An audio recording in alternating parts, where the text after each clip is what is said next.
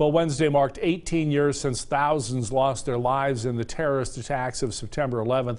Since then, we've heard countless stories of bravery, stories of strength, and stories of loss, as well as stories of survival. Well, tonight, reporter Lily Bradley has more from a West Virginia woman determined to help other survivors like her.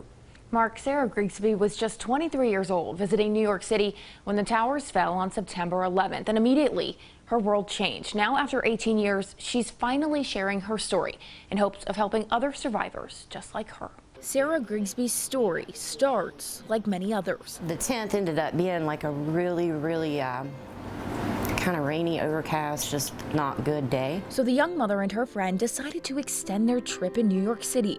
They wanted to see the Statue of Liberty and the World Trade Center. Besides, the next day, September 11th, was supposed to be beautiful. The news said it was supposed to be a beautiful day the next day, and it really was. It was a perfect day the next day. But that next day changed her life forever. I remember I really wanted to call my mom. I wanted her to go get my daughter out of school because I didn't want my daughter to be at school alone when I died. Covered in dust, smog, and smoke, Grigsby managed to make it out of Lower Manhattan, but the details of how she got out and where she ended up are foggy. The dust cloud came out after that, and it literally ate everything up everywhere. Like the sun went away, it went completely pitch black. I thought I had just died standing there. Sara survived, but life since that day hasn't always been easy. 5 years ago, I got sick. Sara's had tumors on multiple parts of her body, from her liver to her uterus, to her breasts and her lungs. What keeps you going?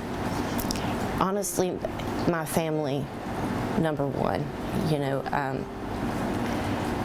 my faith definitely steers everything in my life now, but my family is absolutely everything to me. She's also found strength in helping other survivors like her, lobbying for change in healthcare for survivors and first responders, connecting with many through social media.